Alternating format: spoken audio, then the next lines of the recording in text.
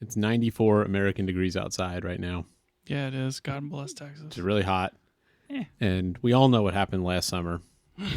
And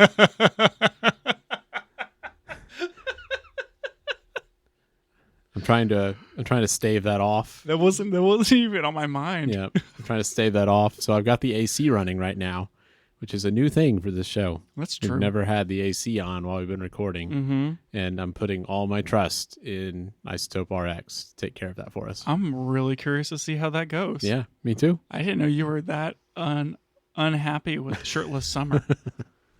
I just think it's time for us to do something new, something that involves you not taking your shirt off. Daniel, our listenership has an expectation. And that expectation is that one of us podcasts shirtless for the duration of June, July, and August. I'm sure that this is going to greatly affect their experience, us not doing that. I don't have the same vocal range when my torso is restricted. Is that so? Podcasting is a full body experience. It takes a lot. Yeah, sensory overload. Oh boy, man, it's this wasn't even on there. Does this qualify as the pre-show? I think it does, because we also have a pre-show and a pre-show. Oh, but you also said you had something that you wanted to say. I don't know if it was either of those two things. So it's possible that what I just did was a pre-show. Oh, geez. And then now you've got the pre-show. And then we'll have the pre-show and the pre-show. So, this is getting out of hand. yes, it is. It's too much. I honestly can't remember anymore. Yeah. Because you totally distracted with well, me. we just took 2 weeks off. So Mm-hmm. if we have 2 additional pre-shows as well as the pre-show, then it kind of just makes up for the 2 that we missed, right? That So makes a lot of sense. perfect. Let me put my iPad in Do Not Disturb. And speaking of, let's hop up into this pre-show topic. All right, what is it? I feel like with when this is going to release, everything is just so, like, didn't that happen like a month ago? Because it did happen a month ago. And you know what? I don't care. Yep. There's new iPads. There That's are. very exciting. It is. And I think that we've been talking on and off about that because, at least one of us is an iPad power user. Yes. And how many iPads did you order? I haven't ordered any iPads. I also didn't order an iPad. I thought they were really exciting. Yeah. I was super pumped. What were about you most excited about? the screen, I think. Really into that OLED idea? Yeah, I mean, yes, absolutely. I haven't seen anyone mention if those new screens are laminated, but like it's probably like an OCD thing. But like when you press really hard on your phone screen, you don't see the the screen and the glass touch, and it makes that like splash. Yeah, it doesn't discolor or anything. Right. Yeah. Well, like the iPad is not laminated like the phone, so like you can like press the phone as hard as you want until it breaks. But on the iPad, like you press a certain amount, and then you can like touch the screen. Like, oh no, I'm going to damage it or whatever. And I don't like that because I know that like, oh, I don't press too hard, which makes me want to press harder. Some of those intrusive thoughts while using your iPad. Yeah, exactly that. So the idea of an OLED iPad, one with it being more vibrant and just really good colors, which I think I do it most of my photo stuff on my iPad now. Yeah, that would be nice. So it would be really nice, but coming from the most recent version, it just didn't feel like enough of an upgrade. I thought the brightness of the screen was a pretty exciting new thing. Oh, for sure. Because they did like 2 OLED layers to get it bright enough, but I'm pretty sure it was something like even in SDR, it can go up to 1,000 nits now. Whereas before, I think it was 600 maybe. Which it's a pretty big increase. Yeah, no, that's super handy. If you want to use it outside or something, make a big difference. I don't know if any of the other things on the new iPads was like worth talking about. I think I think the Magic Keyboard was. So the new keyboard is made of aluminum and has a function row and a larger touchpad, and that all seems nice. I use the Magic Keyboard, like it a lot. I can see it being good. Isn't the keyboard thicker and heavier than the iPad itself? Well, yes, it might be, but it's both the iPad and the keyboard are lighter and thinner than the old ones. I do like that the keyboard gives you an additional USB-C. I was kind of hoping that they would give us like 2 USB-C ports or something Yeah, wild. that would have been interesting. But I guess you can use the second one to charge, and then that frees up your other one to do things like edit in Final Cut Pro from an SSD. I think what's going to be interesting is to see what they announce at WWDC, which is probably either already happened or very soon after this releases. I don't remember when this episode's coming out. Yeah, it's like coming up real quick. But that's going to be interesting because, I mean, they may have some features that are limited to only the new iPads since they have the M4 chip. And that could be where they really sell people on these things. Right. Yeah, if there's like some sort of software lock. I think that would be the only thing that really would get me into it. Yeah. Because historically, like, iPads just last forever. Yeah, I agree. Besides that, if they say, you can dual boot Mac OS with an M4 iPad, or you can, whatever it is, if it was something really exciting, then sure. But otherwise, I'd be keeping this setup for another year. Yeah, I think that makes sense. I was really excited for them, but I wish they were more exciting. Yeah. It was like the screen was great, but besides that, there's just not enough there's not really anything else to it, right? It's like it's a touch screen, with a processor on it. Yeah. Yep. Anyway, so you dying over there? Geez, dying a little bit. Yep. Okay, here we go. Got all those travel illnesses. Pre-show. Okay, we went on a trip. Yes, we did. And right before we left, I was like hemming and hawing about like taking my film camera because I wasn't going to do it because it's wrong, and just don't bring it. Just don't bring it. Like, you don't need it. You're not going to shoot on it. Then you're going to have to pick which camera you want to shoot on. You're going to be shooting with both. You're going to carry it around. Not worth it. Don't bring 2 cameras. Don't bring the film camera, Lucas. And to clarify, you were kind of hemming and hawing about this for weeks leading up to the trip, but you were still hemming and hawing about it about 5 minutes before we were left. Like about to walk out the door, and I had put it in my pack. I had put it in my bag, and then I was like, you know what? Maybe I should take it out.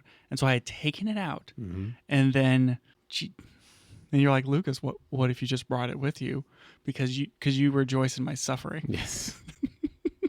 And as I told you at the end of that trip, like 90% of why I wanted you to bring it was so I could see you dealing with it through airport security. And I'll say before you tell us about that experience, I completely underestimated how many times we were going to go through that sort of security situation on that trip. I kind of figured it would be like once at the beginning and once at the end, but to me, it felt like all the time we were going through those things. I was talking about, okay, how many times do we actually go through metal detector security for? Oh my gosh! Because we went to Europe, and so it's like for museums and airports and trains, it's like 16 times. That's what it felt like. Not kidding, 16 times we went through metal detectors. And you didn't have your film camera for every single one of those. I didn't have my film camera with me every time, but you had it quite a bit. But Daniel, that film got X-rayed more times than I'm comfortable with, and I wish I had the clarity to understand that you were like gaming me. And obviously I would have done the same thing to you. Yeah. But you took advantage of me in my time of weakness and tricked me into bringing a film camera on a plane. Well, you're gonna have to tell us how it went. What was it like? Oh my gosh. Okay. One is it's just a crapshoot. Like some X-ray machines say, hey, we're safe for ISO 800 and under. Like, you're probably pretty good if you have modern film and it's 800 or under. And like the first metal detector I went through has a great experience. I was like, hey, I have film. Here's my camera and the film. Can you like hand check it? And like took an extra moment. They brought it around. They hand checked it, rubbed it for explosives, and gave it back to me. Mm-hmm. That was easy. But there were some situations where they were just like, send it through. And I was like, can you? And they're like, no, send it through. And in some cases, there's probably a language barrier, which doesn't help. And it's like there was that whole situation. And then there was another situation where like I gave it to them to hand check it. And they were like, yeah, so you're going to have to take the film out. And I'm like, I have 17 shots on that roll left. And they're like, I don't know what that means. Can you take it out? Fortunately, that was the last stop, and I didn't have any more pictures to take. But I had to freaking roll up like half of my Phoenix 200 roll, and so now I'm trying to figure out like how like I can retrieve the film out because I have that little retriever tool. Mm-hmm. But like, what do I like retrieve it out and then like advance it through to like shot 18 and hope that I don't get any overlap and then shoot the rest of the roll? Do I just give up half of the roll? I mean, that's like Those are $8 worth of pictures. Yeah, but on the same time, the half that you have are once in a lifetime pictures from this trip you took. Mm-hmm. So well, and like who knows if they're any good at this point? Yeah, the 16 times they were went through security. It wasn't 16 times, but they did get X-rayed a few times. Yeah, and it was just such a hassle. Oh, like not worth it. Every time where you go through and they're like, all right, just drop your bag off here, and I was like, well, hey, can you look at this instead of sending it through? And it's a crapshoot. Like some people are nice and they're like, yeah, I understand, I'm not gonna X-ray your film, and other people are just like, why'd you bring that? Send it through. Haven't seen one of these in years. It's oh boy, it was just that whole experience. I'm never bringing a film camera into a plane. Yeah, because I mean, in contrast, I had my X-T5 in my bag, and I didn't think about it once. I just threw the bag on the belt. It went through the thing, and totally fine, no big deal. Oh, jeez. And then just during the trip, okay, we're gonna go walk 8 miles today, just around, and I'm going to have my bag with me with my camera in it. And do I want to bring 1 lens, 2 lens, 3 lens? Because I also brought 3 lenses instead of 2 lenses, like I said I wasn't going to do, because I'm very suggestible when it comes to camera gear. Lucas, why don't you just bring 3? Shut up, Daniel. I'll bring 3. And so it's do I put the film camera in there? Do I not put it in there? We're going to take this picture with my phone. I'm going to take it with the film camera. And so there was that whole situation. So I wasn't working through the rolls as quick as I needed to. And I just really wanted a picture of the Eiffel Tower on Phoenix 200 film. And so we get there, and I'm like, well, man, I forgot to swap these out. I have 6 shots left on this roll of Ultramax 400. And so I got roll that back. And so I burned there's 6 shots left on that roll too. And I was like, oh, I'll figure that out later. And then I had replaced the seals on my film camera. And so the back doesn't pop open appropriately. So it's I'm trying to find a way to jam that thing open. Everyone's like, oh, come on, Lucas. I remember that situation now you mentioned it. Eventually, with my titanium Apple card, pop that thing. God, and so now I'm the back door's all scuffed up because it was just a whole situation dealing with it. Yeah, it seemed exhausting. I got my shot, and I don't even know if it's going to turn out. Phoenix 200 is already really grainy, and it's kind of an experimental new emulsion. Who knows if it holds up to X-rays? Yeah. Well, we'll see. So how many film shots did you end up taking over the course of the trip? Probably 20 or 30. Okay. And that was spread across 2 rolls? Yes, spread across 2 rolls. Yeah.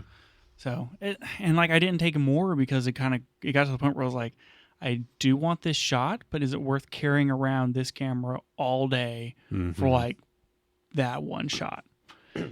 Which is kind of the whole travel experience of doing a bunch of walking and having the camera with you. My camera's not heavy. I have an X-T3. I have small lenses, and generally for most days I brought my 18-50 2.8 Sigma, and I brought either the 16mm 1.4 or the 23mm 1.4, and depending upon what we were doing, I picked which of those I was going to bring. Yeah. And it seemed like you often regretted your choice. Only once I meant to put the 16 in my bag and I grabbed the wrong one. Oh, okay. So generally speaking, I was pretty happy with my choices for which prime I grabbed. And that's the most I've shot with the 16 in a while since I bought the 23. And I really love that lens. The lens is so good. It's so wide. I love it so much. But also the 23 was really good. It was a really good lens. Point is, the X-T3 is a pound. And those at 1.4 lenses are half a pound plus the other lens. So it's 2 pounds of just gear, which isn't a lot, but just carrying that around all day, I got so tired of carrying that around. I mean, I brought the X-T5 and the 18-50. That was it. And I didn't even have a bag for it. I was just carrying it, on the strap. And I still didn't take it with me every day because, you just get tired of carrying something around. You feel encumbered. For real. And it's not even that much weight. But after a while, it just kind of wears on you a bit. And usually whenever I'm walking around with my camera and I know I'm going to be taking a bunch of pictures or whatever, I'll just hold it. Yeah. I'll use my cuff and I'll just basically hold the camera. And that kind of works out because I can just kind of hold it by the lens or hold it by the body or hold it by the grip. And it's fine. There was towards the last day, I had carried it a lot just because of where we were walking through, and I don't know if it was just like the week or so of like being gone, and like I always have my bag on me and then like holding the camera and like lifting it up and whatever. But like I like inflamed my old rotator cuff injury. And like that last day coming back, I'm like, I can't lift my arm over my head. And it's probably because I was carrying this camera around. And it's like, I'm shooting on an APS-C camera and it doesn't weigh anything. And it still is heavy. Yep. Just remember that Peter McKinnon used to vlog on a Canon 1DX. Oh, geez. It's a lot. And I mean, I feel like depending upon like what traveling you're doing, I mean, the smaller that travel camera is, the better. That was my takeaway of like, I have a small travel camera setup. And I'm like, I could see a lot of appeal in something like an X-T50. Yep. It's the smallest you can possibly get. Like, if I had been able to fit a camera in my pocket, have an X106 or something, that would have probably made me carry the camera more. For sure. Yeah. Or like a GR3, you just slip that puppy in your pocket and not have to worry. But man, that would have been way better. Yeah. I'm happy that I brought my camera with me because like there's a bunch of us and just between you and me, I think we shot like 1,500 pictures. Yeah. And that's like, once a lifetime trip. And yeah. like, I'm glad we have those memories. And like I shared it with everybody. Everyone's like, wow, Lucas, thanks. I'm so glad that you took these pictures. So like I didn't have to worry about it. And like we have all these memories. And so like I feel like I got the value and enjoyment out of why I dealt with all of the camera stuff.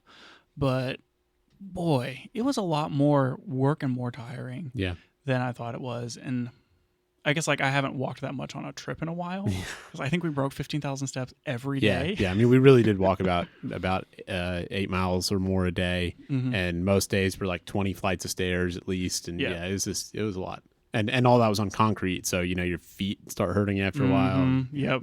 So like in retrospect, no film camera, geez. And even lighter camera setup would have been better. Yep, I agree. But not going to just shoot with my phone. I'm not a monster. I did some, but yeah. I don't know. I think that was everything I wanted to mention on that. Yeah, that was a pretty good rundown, I think. Yeah. So roll that intro.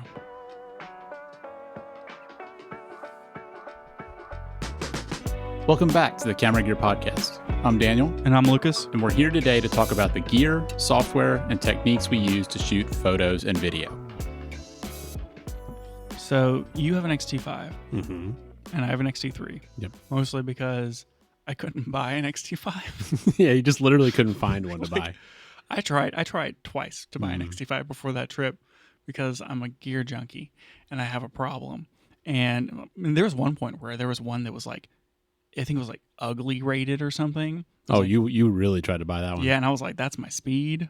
Just the more scratches, the better. And I BNH opened it, 7:00 at night, and I was like 6:59, refresh, get to cart, run it through, hit checkout, failed.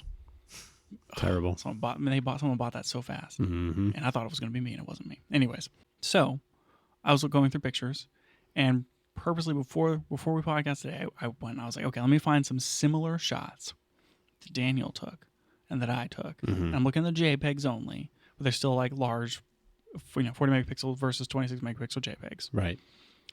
And I'm like, what's the difference here? Like, is it a lot? Is that 40 megapixel like really, really worth it? Oh, curious to see what you found. I got some A/B comparisons to go through.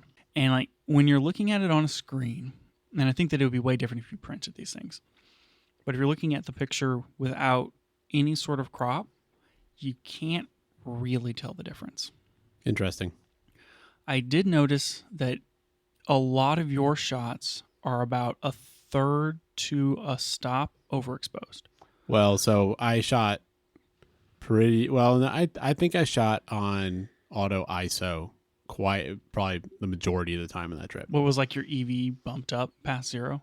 I don't think so. I mean, maybe it was a notch higher. I don't know. I mean, I adjusted that a little bit here and there. But. Yeah, not all of them, but like there was a good number of them were like interesting. Not even less than half, less than 30%. I think I probably purposely did some of it too because I usually expose things dark.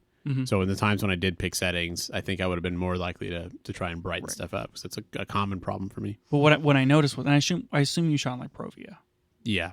I basically shot this entire trip in Provia. Mm-hmm. Yeah, because I had RAWs of everything. So if I really wanted to do a different simulation, I can just use the RAW and do Yeah, it. with like the stuff that we were shooting, I didn't really want to deal with the contrast and like the brownish tones of classic chrome. It just didn't sit well on my stomach. And so I didn't want to shoot in classic chrome, and Velvia is too punchy. And then I go through phases with film simulations, and right now I'm just really into Provia, even though like this is a standard profile, but it's a little subtle on the contrast, and so like the shadows are slightly lifted. Everything with Fuji has some sort of look. Even Provia is not. It's not like neutral. So. And like it has really good reds and a really nice roll off on the highlights. Mm-hmm. What I noticed was that on the X-T5 sensor, when you pushed it, call it a third stop, the blues go teal a little bit. Not like crazy. It's not like the teal on classic chrome. Like it's still the same blue, but it's like this very interesting like bright blue, and it has a really nice airy look to it. Like I like the way it looks. It doesn't look quite like that when I overexpose Provia on my X-T3. Interesting. So like the simulation seems to act a little differently on that new X-Trans 5 sensor. So yeah, I could imagine that. That's interesting though. So that was interesting. When exposed even, they're pretty close. And so whenever you look at them at 100%, or not 100% zoomed in, but just normal size, can't super tell. But if you crop into 100%, you can absolutely tell like this one on the left just has more detail. Yeah. And it's not bad. It's not like the one on the right looks mushy or anything, but you can kind of tell like, I don't think I can really zoom in much more and still be able to, like start resolving a lot of the edges. Like I'm going to start kind of pushing past what's reasonable to crop in. And so I feel like at 100% crop, you're basically done on the 26 megapixel sensor. Whereas for the 40 megapixel, I could push to 150 and at 150%, it looks as good as the X-T3 at 100. Okay. I could push to 200, and that's whenever it starts to kind of get a little, not great. Like, it's good to know. On the limit of it. Yeah.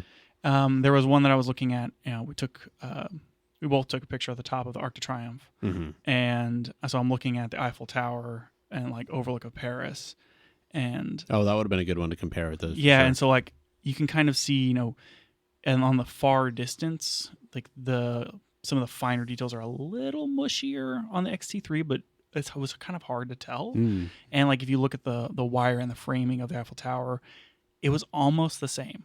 And like they were almost shot at the same distance too. Like I was standing a little closer to the edge. Yeah. And so the X-T3 was maybe a little bigger, but it was actually hard for me to tell the detail difference of those smaller subjects at 100% between the two photos. I'm curious what lens you would have been using for some of those shots. That one was shot on the 16 millimeter. Because I would expect the prime to be sharper than my zoom. Right. And also like the 16 millimeter is not one of the lenses that will resolve to 40 megapixels either. I think that's probably a matter of like really with anything, as far as if you're shooting something really far away, once you kind of get out into those farther distances, you're just dealing with like basically the diffraction of light. Yeah. You can only get so much resolution with like on a wide shot really far away. Yeah, I mean that's why you still need a telephoto lens, right? Like it's not like my 18 to 50 is really 36 to 100 if I crop everything to 200%. Yep. Like you'd get better results if you had a 36 to 100 lens. Exactly. Yeah. So in that comparison of like, well, this is a 40 megapixel image. Why can't I just crop in more? It's like you're outside of the sweet spot of that lens. Like it's just kind of all background at that point, even though you're focused at you're at f8, it's focused to infinity. And so that was an interesting comparison of like, it didn't really make a difference. Maybe like a little more detail, but like it wasn't enough to matter. Yeah. Where it mattered was like, especially like the shots of people where it was in that sweet spot of the lens that you're shooting on. And like if you need to like crop in a little bit, you're just retaining a lot more detail on like the skin and the hair and that sort of thing. So one thing I remember noticing on that trip was there was I can't remember what the situation was, but there was some situation where you wanted to see how our face tracking compared. And I remember that was a pretty big difference. Right. Yeah, for sure. There was stuff that your face tracking would hold or would grab, and mine just wouldn't. Mm-hmm. And the autofocus on the X-T5 and like that, and the new X Pro 5 processors is just like so much better, because the X-T3 is like 2 years back on the processor. Yeah. So I think that like for the focus, for the film simulations, I still want an X-T5 as an upgrade to my X-T3. But as far as like the image quality and the resolution, it wasn't as much of a big deal as I've been making it out to be in my head whenever I was cross comparing the pictures. Yeah. It's cool that the X-T3 still holds up. Yeah, definitely. It's encouraging that it still holds up, which like they still sell that sensor in quite a few cameras, like the X-T30 Mark II and the X-T4 are still available, and it's still the same X-Trans 4 sensor. And you know, as we'll probably get into next time when we talk about the X-T50, you know, the X-T30 Mark II is still coming in at a pretty attractive price point for people. So it's good that it still holds up. I would say that's their cheapest camera, but I think Fuji still sells the X-T200 for some reason. I don't know if they do or not, but regardless, it's one of their more affordable cameras, and you know, that's the same sensor as you have in the X-T3. So yeah, so I was happy with. I mean, I'm always happy with the results out of my X-T3. Always, probably not always, but I'm like, you know, like your camera gets old, like the new thing comes out, and you're like, oh man, well now I'm like not gonna get as good results, or like it's gonna be limited, and like I just kind of lean back on the way that I've shot for. Like with my XH2S, I shoot in continuous autofocus all the time, because like if I, you know, like before my XH2S, the way that I've traditionally always shot, especially with like my Panasonic camera and my X-T3, I'll shoot in single point and I will focus and reframe. Yeah. And I'll just like point at the thing I want to focus on, half click, reframe, and I've gotten really fast at that, and like it just works, and like it's great. I'll leave face tracking on so that like it'll pick up the faces, and I have a shortcut key to like turn it off if it's getting annoying. And like that's just how I shoot, and I shoot really quickly and really effectively like that with the X-T3. But with the XH2S, the autofocus and tracking is just that much better. And so like if you set it to wide track and AFC, you can like set that. You can still do the focus and reframe, but it'll lock the focus on whatever you set, and then you reframe, and now you're not having to worry about like, oh, I moved the camera forward or backwards when I reframed, because it's still continuously autofocusing on that one point. That's cool. And so like that's how I shoot with my XH2S, and I've tried to shoot like that with the X-T3, but the autofocus isn't as good as far as like the stickiness of the tracking to be effective. But I don't want to like have two different ways of shooting. And so that has really highlighted to me like some of the deficiencies in the autofocus system of X-T3. And like I'll turn it on boost and it'll get a little better as far as like the battery boost mode. Yeah. But for this trip, I was like, I'm just going to shoot how I've always shot. And that was like AF single focus reframe, and it wasn't even a thought. Like it just kind of shot the pictures I was going to shoot, and I had very few where I missed focus significantly. The stuff that I missed focus was like, whoops, I shot that at f2.8 instead of f8, which like we all love low depth of field. If you're shooting pictures of more than one people's, like you gotta be shooting at like 5.6. Yep. Yeah, somebody's gonna be soft if you're doing 2.8. Yep, and it's like, well, I love a fast class, but like 5.6, 8. I mean, those are probably the apertures that you're probably gonna be wanting to shoot at if you're especially doing group shots during the day, outside. So I mean, that's kind of my takeaway as far as like, I was very happy and very comfortable with my X-T3, because like I've been shooting on the thing for 5 years at this point. You got a lot of muscle memory on it. Yep. So cool. I mean, this was probably the most you've shot with the X-T5 since. For sure it was. Yeah. How was the like, okay, like I'm changing the, did you like set anything to dials, or were you just using the dials on top? Or did you like set like apps ISO to auto and then like use the back wheels or something? I ended up mostly setting ISO to auto, and then I used one of the thumb wheels for aperture, because the lens that I was using didn't have the aperturing. Right.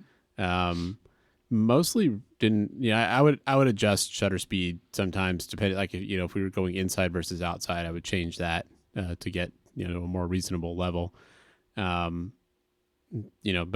So I mean, it was more of the manual control style than what I would do on the XH2S, I guess. But I mean, it worked great. I didn't have any complaints with the camera, and feel like I got some good shots. I like the 18 to 50 a lot. That was that was the longest I've used that lens for sure.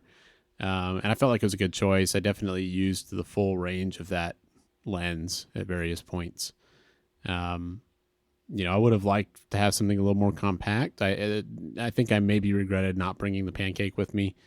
Just because it kind of makes the camera hang awkwardly when you have a longer lens on there. But I like that 18 to 50. For photos, I definitely prefer it over the 17 to 70. So it was nice to have. There was a few where I was happy to have that extra reach to shoot some more like portrait style pictures of people, because like pull it to 50 millimeter or 2.8, like it's a nice. You still get a softening in the background, and it looks pretty good. Yeah, and like I had the 23, but it's still not quite that little extra distance. Usually you want to get out to 50 to get some. I found myself using 50 a lot. I also found myself once or twice pulling out my phone and using the 77 millimeter telephoto on the phone. Oh, nice. To get a little bit more, if I wanted to get a really tight shot of something, which is kind of interesting. When I would pull out my phone, it was usually to get the ultra wide. Oh, that was mostly what I used too. Yeah. Yeah. It's like if I was doing a standard shot, I always wanted to use my camera, but there were times when I used the phone to get either ultra wide or tight, because the phone was able to give me those focal lengths that the camera couldn't do. Yeah, I mean, I would say that I definitely use every lens on my phone and every lens that I brought and the film camera. Yeah. I mean, use them if you got them, right? Use them if you got them. Yeah. Did you use your Insta360 at all? I did use it some. I wish I had used it a little bit more than I did. And I'll preface this by saying I haven't actually reviewed the footage yet. Okay. So I can't really say too much about it, but my experience using the camera was great. I mean, I mostly used it to try and get like some point of, like my perspective walking through some of these places. 'Cause I thought it might be kind of like a vivid way to remember some of these spots, just like this is what it feels like to walk through this city. And so I had the little magnet necklace thing, and I put that under my shirt, and then stuck the camera on the outside. It's really nice on that Insta360 Go because you have the screen unit separate from the camera. And so I was able to hold that in my hand, and I could make sure that I had the camera straight, and it was a good perspective and all that.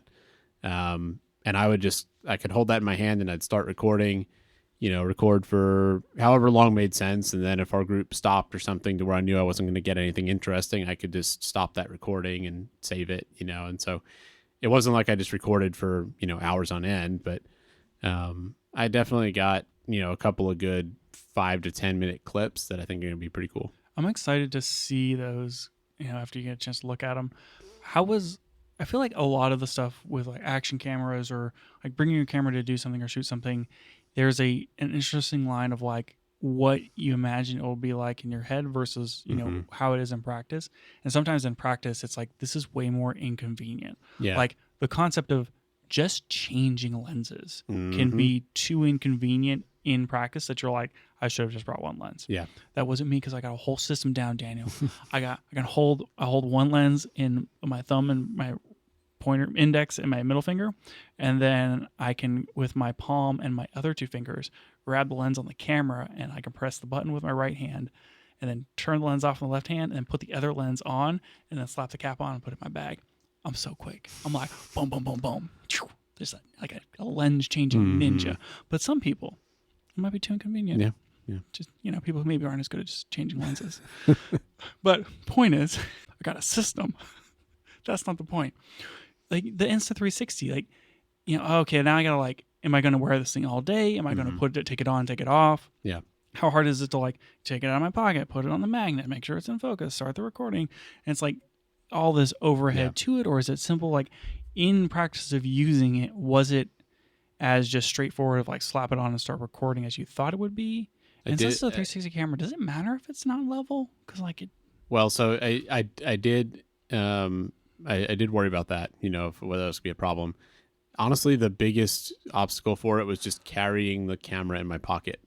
Because I didn't have a bag like you did. You had your little purse that you carry around with all your camera stuff in it. It's a Timbuktu retro classic messenger, which they sold for a brief period of time where you could buy the 1990 classic messenger design and just like rebuy it. And so I bought one in the small size. Yeah, your European handbag was really cute, but I didn't have anything like that. And so this Insta360 camera with the screen is about the size of a GoPro, and I mean that's not big, but when you've already got like your wallet and phone and whatever else in your pockets, sometimes it just felt annoying to carry it there. Any added bulk when walking significant distances is a nuisance. Yep. And once I had it on, like so putting the necklace thing on, I just left that on all day, and that like I forgot I was wearing it. Like that was fine. Putting the camera on, it's not like it's uncomfortable or anything. I mean, it weighs almost nothing. The main thing I was worried about with that was somebody snatching it, because, if you're walking through a crowd of people, that thing's just magnetized to your chest. It'd be real easy for somebody to just stick their hand out and grab that and run off. I never thought about that. Yeah. So I was a little paranoid about that, but it didn't end up being a problem. As far as straightening it, so you don't have to focus that camera. I mean, it's basically, it's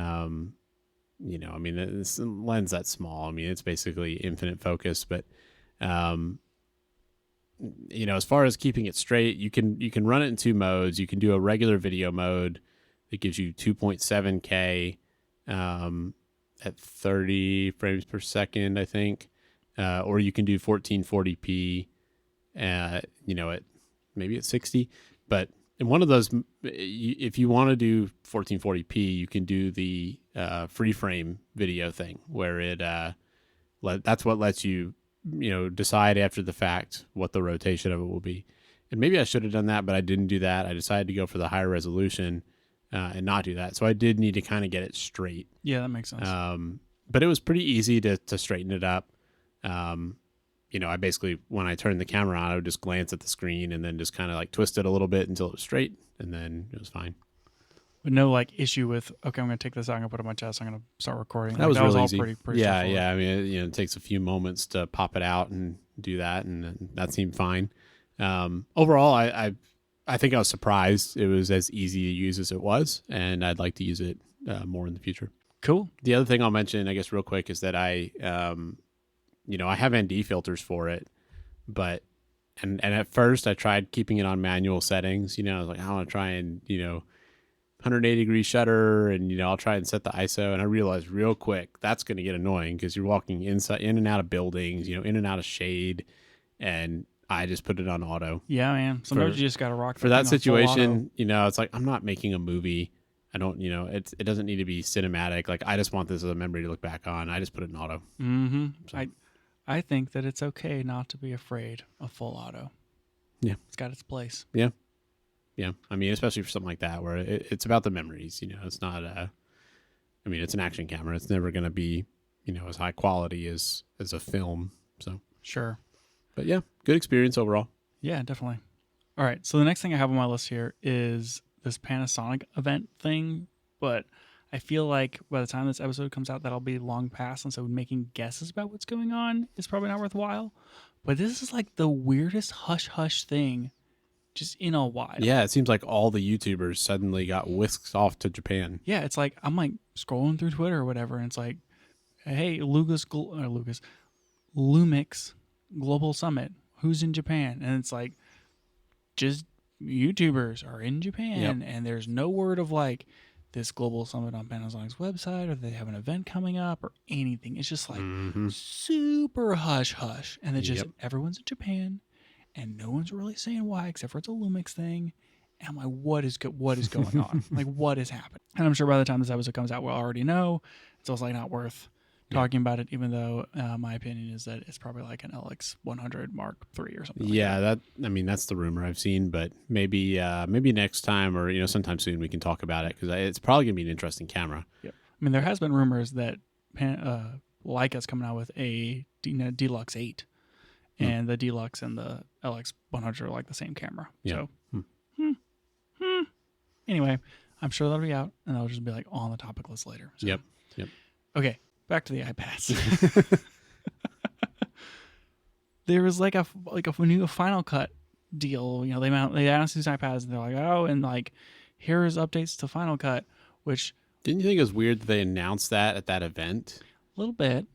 What I thought was weird is that they numerated it, and now it's Final Cut Pro 2 for iPad. Yeah. What an awkward name. Why? And it's not like, is Final Cut 2 Pro for iPad is compatible with Final Cut Pro 10 on Mac OS? They dropped Like, dropped the X or the 10. Okay. Like that's been gone for a little while. So it's just Final Cut Pro on the Mac, but even still, why? It's annoying. And like, because of all these sick new features, and like there's like 2. I mean, you look through the page, and like, they're barely talking about any of the features, but a few of them are interesting. And so I thought maybe we could chat about it. I have done very little editing with Final Cut Pro on my iPad. I've been doing the Resolve stuff, and the main reason is the bidirectional sync. Yeah. Is they still haven't done anything about that. I couldn't believe they didn't address that. It's like, I know that, relinking files and like making that whole process easier is maybe part of the problem or what. But I mean, they have iCloud, and like Apple can solve this. They are the richest company in the world. It shouldn't be that hard. Yeah. And like, what I want to be able to do is be working on a project on my computer, save and close it, and then open it up on my iPad. And you can't do that. You can start a project on your iPad and migrate it to your computer whenever it's become impossible to do anything further, like take a mono track that is on the left channel and make it a stereo track that's only feeding into the left channel as mono, and convert it into a mono track. Yeah. Oh, can't do that on the iPad. I guess this project is a non-starter. Meanwhile, on Resolve, you can easily go back and forth between the two. Yeah. And like, if you're using the Resolve Cloud stuff, like whatever, it's like $10 or $15 a month for 500 gigs, you can sync your proxies. Yeah. And then like it's just easy. You should literally just open it up. Yeah. And like you can't do that with Final Cut. And for me, that is a non-starter. Yeah. Like, I'm not like, there are some like fun little videos like that I would love to just edit on my iPad, but one, like if you start rendering it out, like you just have to wait. You can't close it. Like, I got to make sure my iPad screen stays on. Yeah. And that I don't switch apps, or else it'll just kill the render process. Yeah. Yeah. That's frustrating. Mm-hmm. So like it feels like there's so many. Like, who's using Final Cut Pro on their iPad? I wonder that because of these things. Like, if you're like doing any real video editing, it feels like just you're gonna run into problems. Yep. I don't know. Maybe I'm complaining too much. Yep. But a few things that they did add, you can now edit off of an external drive. Yeah, which is a pretty big improvement, really. Yeah, that's a big deal. It's super handy because footage is big. Yeah, I'm kind of surprised they didn't have that before now. And the iPad still start at 256 gigs. Mm-hmm. So like, unless you're paying $1 billion for storage, I mean, being able to edit off of a SSD. Yeah. Super handy. Pretty big feature. The other crazy big thing that they announced was this live camera thing. Yeah, I mean, basically they announced a version of, like, they basically tried to kill Blackmagic Camera for the iPhone, right? Sort of. Well, it's not clear to me. So what they announced was Final Cut Camera for the iPhone. Yeah. And I haven't downloaded or tried it out or anything, but it was unclear to me if that's an independent camera app that you can just use, or if it's only in association with this feature for the iPad, which is a multicam feature. Yeah, for some reason I was reading it as it can work independently, but I guess I don't know that for sure. I don't know that for sure either. But the advertised feature, at least, is that you can have like 4 iPhones, and from the iPad you can change the focus, the lens, and you can start and stop recording, and from any of the iPhones remotely, wirelessly remotely. And so you can you can see them all multicam on the on Final Cut. You can see them on multicam, and you can just like live stream.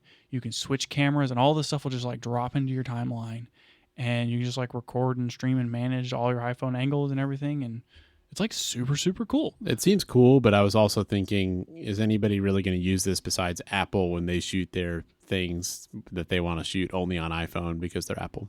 I mean, maybe. Like it is kind of questionable of, who's building out a studio with like 3 or 4 iPhones. Yeah, like doing multicam stuff. Mm-hmm. I don't know. At some point, you just need to invest in actual pro gear. Yeah, but it's still kind of a pretty cool solution in that if you want to do this with camera gear, you're probably going to run into like an ATEM or something. Mm-hmm. But even then, you're only getting one output, right? I don't think you're getting. You'd have to record for all the cameras separately and then do the ATEM thing. Or no, you can do this now into Blackmagic. They released that whole thing of like, this is a new feature of Resolve 19 or something. Yeah, and you can get they make a version of the ATEM that's the ATEM ISO, and that one lets you independently record each input.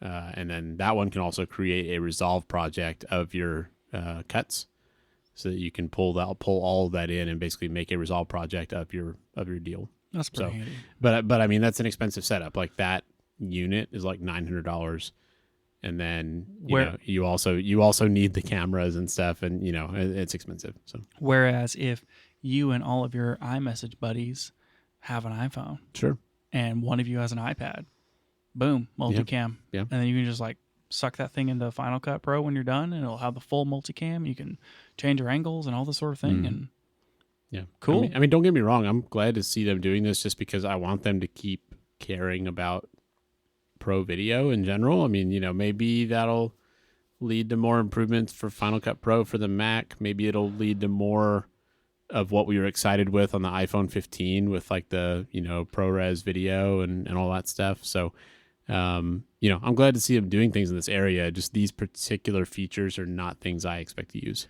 For sure. I'm curious to see which of those pro features you mentioned are supported by this. Mm-hmm. It's unclear to me. There's no way that it's recording to the iPad in ProRes. Like, can you record on the phones with those apps in ProRes like and then sub the files later? Yeah, maybe you get like proxies on the iPad or something. Yeah, I don't know. Yeah. Or can you record in log and then preview it with a LUT directly into the iPad, or do you have to use Rec 709? Or does it only work in Rec was it 2020? Or is it Rec 100? Which one is the... Anyways, whatever. I think it's Rec 100 Gamma. HDR. Like, I don't know. Yeah. I don't know. Yep.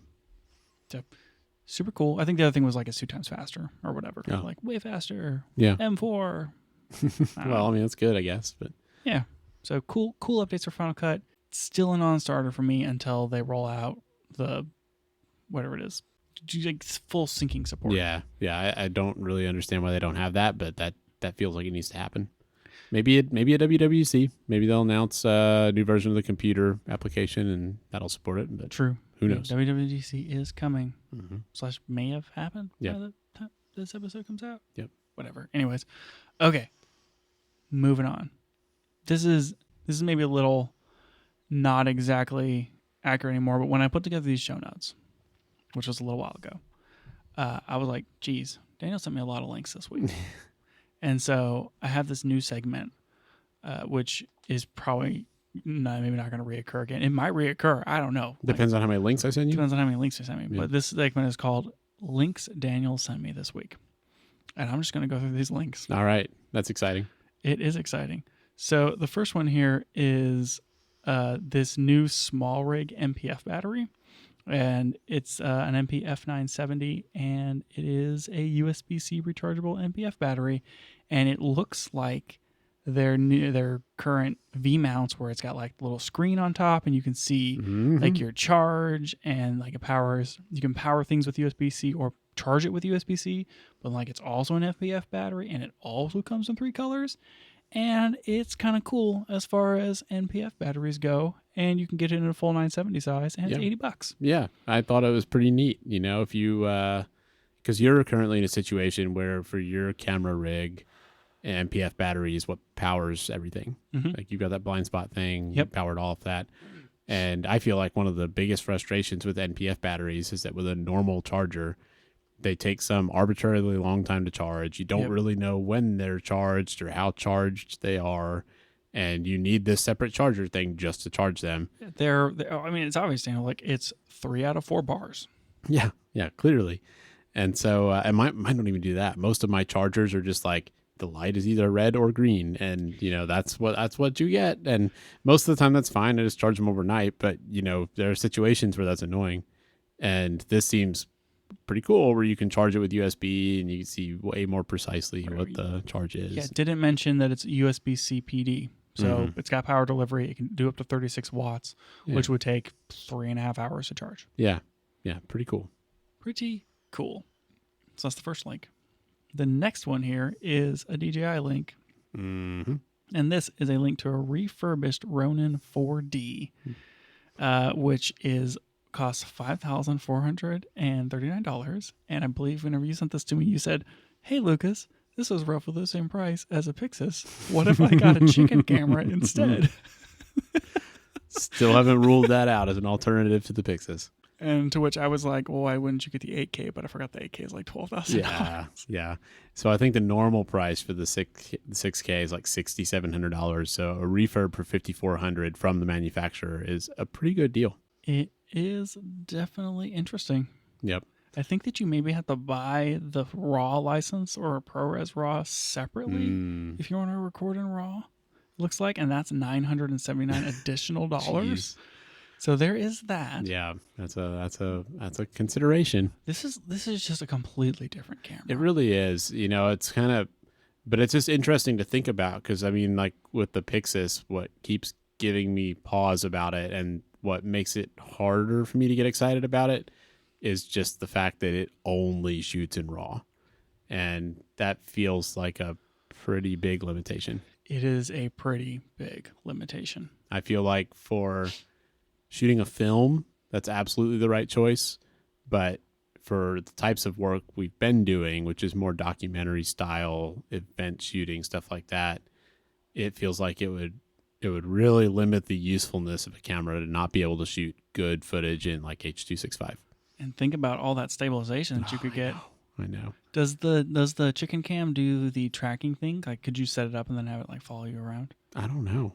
I feel like it could, but I don't know if it does or not. The new Ronin 40 Pro that they announced does pretty good with that. Yeah, with like the LiDAR focusing. That thing worked. The whatever Yeah, Ronin 4D will work with the. Yeah, it definitely does work with that. I don't know. I mean, I'm just saying I could see an argument for that being the most reasonable cinema style camera to buy for the types of videos we shoot. It is very interesting. Yeah. And there's a lot more to dig into there. I'd like to talk about it more. I think it'd be which we're going to get into topic right now. No. Okay, this next link. You sent me this article on Petapixel about the Hipstamatic leverages Apple's live photos to make digital lenticulars. That felt like laser focused on the history of this podcast. What I think is happening is one, we've talked a lot about how we're trendsetters. Mm-hmm. Yeah, we have. And I think Hipstamatic has been listening to our podcast, and they're like, "Oh, we forgot about like lenticular, to describe what this is for those who haven't listened to the last 50 episodes."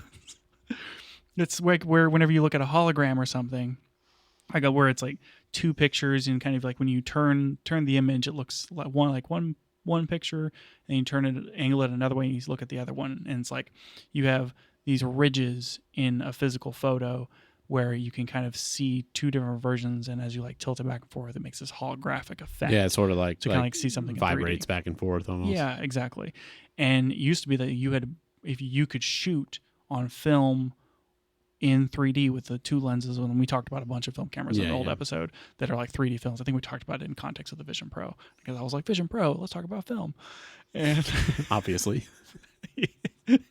And like the lenticular paper was this whole like copyrighted thing. It's just not copyright, but like it's a specific type of film that you like buy from this one company. It was invented by, was it Kodak? No, it wasn't. Who made it? It was a separate kind. I think it was a company that's either not around anymore or was specific to that. That's right. Anyways, so now Hipstamatic, this app for iPhone, that makes these insane retro whatever. Well, that app is crazy. Now you can basically make like the tilty back and forth with your iPhone. Yeah, I thought it was pretty neat. This seems very fun. What was the thing? Was it called like Wiggles or something? Yeah. There was like a camera that you can purchase that has three lenses on it. It will take a 3D image, and then you like import it into this Wiggle software or whatever, where it makes a GIF of the three images to like switch back and forth to give you a 3D effect. I don't remember if it was called Wiggles or if we came up with the idea of a camera called the Wiggler. Yeah, no, that's an AI tool called the Wiggler that did that. We definitely came up with that as a Kickstarter, which you can go and support now. Not really, but not really. I don't remember what the actual thing was called. Yeah, but it did exist. And it still exists. Yeah. You can go and buy this thing, whatever it is. I can't tell you what it is. Yeah. But if I could, I would. Anyways, This is super fun. I'm not going to use it. Super fun. Yeah, I thought so too. Okay, this next thing here is an Amazon link. If I could. This one feels like a non sequitur. Oh boy. I don't know why this is in there. That is a microfiber towel. It sure is. Yep. Hey, sometimes you need a quick. Hey, towel. that was a good towel. Yeah. I took that towel on the trip. It worked great. Pretty good. Yeah. Pretty good. A lot cheaper than the Nomadic one. Yep. All right. Opening up this next link. lrumors.com. Panasonic will announce a new full frame fixed lens camera in May. I mean, has it happened? Who knows? Find out next week. These rumors actually are pretty interesting. Are they going to do it? I think they probably will. Like which used article did I send you? To look at this and see. This is on lrumors.com. Like Leica has so there's a lot to this where Panasonic used to make a Micro Four Thirds fixed lens or zoom camera that was very pocketable, very small. It was like the LX100, and then Leica made their version of it, which was the Deluxe. And they were just TikTok, same camera. Panasonic kind of stopped making it around 2017. Panasonic has since then gotten into full frame. Leica has the Q3. Is it possible that Panasonic's going to ship a cheap Q3? Or is this going to be something else? Well, to throw a wrench in this, the more recent rumor is that and again, like by the time you're hearing this, it's probably already happened, but the more recent rumor is that it's not a fixed lens camera, but it's called like the Lumix S9, or I don't know if it wouldn't be S9 Mark II, but it's like the Lumix S9. I have heard of an S9 rumor. And it's basically a very compact camera with the same sensor from the S5 Mark II that is interchangeable lens, and that they would release it with a pancake lens. And I think the pancake lens was supposed to be a 26 millimeter f8 lens. What? What? Yeah. No. The correct way to do it is to do it with a 40 millimeter f2, like Nikon. Yeah. What? Okay, I'm gonna take that 26 f8 rumor. I'm gonna throw that in the trash over here. I'm not. No, that's ridiculous. All the YouTubers are gonna be able to tell us, so because they're all in Japan learning about this camera right now. Like as we speak. An S9 would be interesting. We're talking like an A7C situation. Yeah, that's a good comparison. What do you think that would be priced at? Well, I think it'd have to be cheaper than the S5. I mean, if that came in at $1,400, it'd be pretty compelling. I was going to guess 15, but yeah, it would be pretty compelling. Yeah, I could see 15, but that's awkwardly close to the S5 II, because sometimes the S5 II goes on sale for like $1,600, $1,700. I want a full frame fixed lens camera so bad. Yeah, because like I want an X100 Mark 6, like X100 and there's no way that I'm ever going to buy one of those because it's basically the same price as an X-T5, and I have all the lenses, so I'm like, why would I not just shoot with an X-T5? Yeah, but like a full frame camera gives me something different, which is like why I want an RX1R Mark III to come out like super, super, super bad. Yeah. Would it be Mark II? Mark III. Anyways, I mean, if this is that, I'm just going to die. I'm gonna be like, forget it, Daniel. I'm not buying an X-T5. Yep. This is it. This is my next camera. I'm never going to buy this camera. Oh boy, super exciting. I'm dying to know. Yep. I'm dying to know what Panasonic comes out with. I think we're going to find out soon. I think maybe by next episode we'll know. Okay. Well, I'm just going to have to go ahead and move everything we're going to talk about next episode, which was actually going to be a Fuji episode, out one more week so we can make room for this, hour-long discussion on Panasonic. Yep. Okay, so there's one more link that you sent me last week, which was actually like the week before, but whatever. Yeah. And this is DJI's automatic drone in a box flies and photographs for 6 months. I thought this thing was super cool. Okay, this is wild. Explain it to me. So I think what this is for things where, a lot of times DJI drones are used for industrial purposes. So things like surveying properties or, like let's say you want to, you have a construction project and you want to get a time lapse of it. A lot of times people are using drones for stuff like that. Like, especially in construction, most contracts, like for larger construction projects, require the contractor to deliver photographs on a given interval. And I know a guy who has like a small side business where like that's just what he does. Is he like drives his truck out to this site, and from his truck he's just like lets his drone out. He takes the same pictures from the same location every time, and like it takes him like 20 minutes, and he collects a check. And we've learned that there's apps you can get that help you do that. Yep. So you can get an app that will let you basically record a GPS flight plan, and then you can repeat that flight plan over and over. So that kind of already exists. But what this thing is this self-contained box thing that you can deploy it in the field and you run power to it, and then the drone can, like, the box opens up and the drone takes off and does whatever it's going to do. And then the drone autonomously can come back and land in this thing, charge in this thing, and then like you can just do that over and over. And I guess it can run for like 6 months. This thing seems wild. It is nuts. Litchi is the app that I've used. Yeah. And which, if you're using Litchi to like fly your drone or do a thing, and it you can accidentally have the drone like just fly off in one direction at a certain speed infinitely if it disconnects. So be really careful with third-party camera apps for your drone. This Dock 2, which is what it's called, weighs 75 pounds, and it's like 2 feet by 2 feet by like 20 inches tall. And it's like exactly what you said. And I was looking for the price in here. I think it's at the bottom of this article, but I think it's like $5,000 or something crazy. I mean, it makes sense to be expensive, but the thing's so cool. Like, it has cameras on it so that you can on the box, so that you can remotely log in and see, what the weather conditions are in the area. I guess to, if it's raining or something, you can tell it to not take off. But I mean, you could imagine if we're going to be constructing this building for the next 4 months. We'll just drop this box off at the site, and the drone will just take off every day and get us some time-lapse photos, and we can use that, at the end of this project to make like a cool social media time-lapse video. And, nobody has to touch it the whole time. You don't have to pay somebody to go operate the drone. Like, it just does it. It's super cool. It's super sick. It's $9,000. And, okay, so like, what about... I think this is like, it's like perfect for exactly what you're describing, where like you need to take progress photos, or you have a ranch or something, and you can't go out to XY pasture, and you just need to get like photos documented every day so you can track progress. This is just super duper cool for that sort of application, or lots of different applications. Technically, per FFA or FAA rules, someone kind of has to have visual sight of this thing. Yeah, I don't know how that aspect works. I don't know if it's your private property, I think you'd still required to follow. Yeah, you are. I mean, you can get waivers for all of the Part 107 things from the FAA. So maybe that's the, I mean, it's DJI, right? So like the U.S. government doesn't particularly like them, and they may just say, use at your own risk.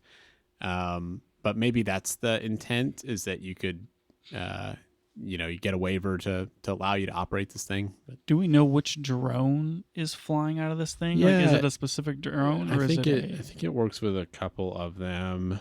I thought it did say in this article.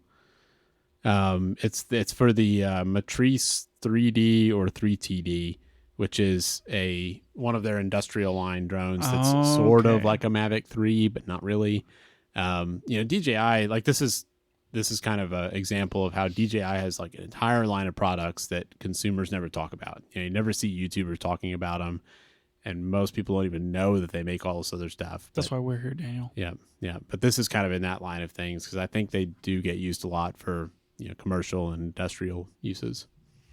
This is awesome. This is like just super cool. It just feels like something from the future, of like, I'm going to drop this briefcase off in a field, and then the drone will take off and land on its own. Like, it's so cool. I think the article actually shows it in like a cornfield or something. Got to take a picture of that corn. Yeah, pretty neat. Okay, I think that was all the links on my segment of.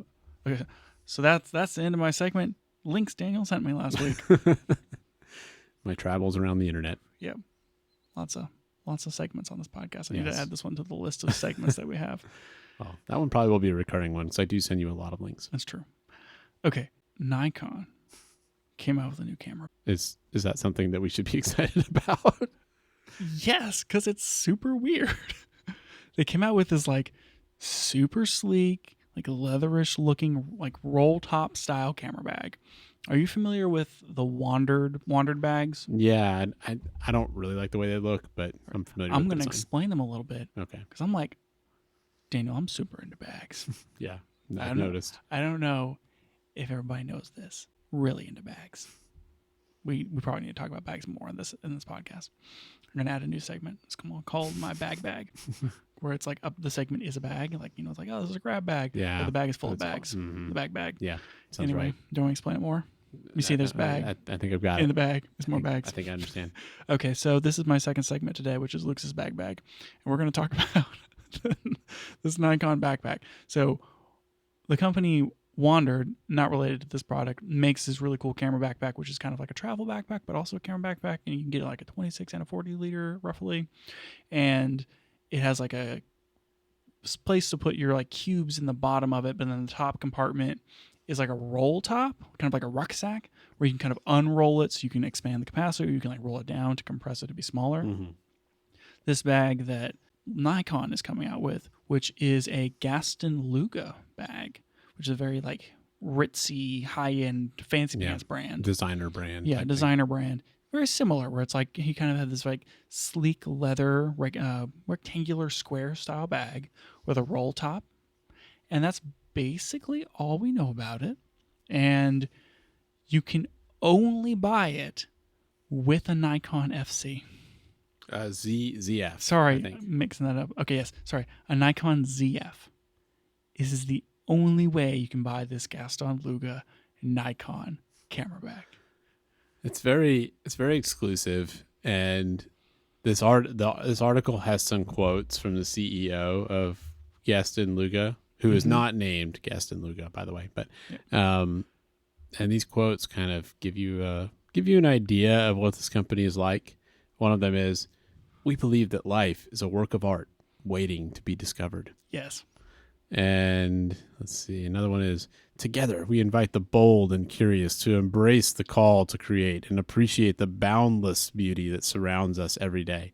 So that's where we're at on this thing. But I think it's a cool idea. Honestly, it's a pretty neat promotion that if you buy that camera, I guess it's either a ZF body or a ZF lens kit between May 1st and June 30th of this year.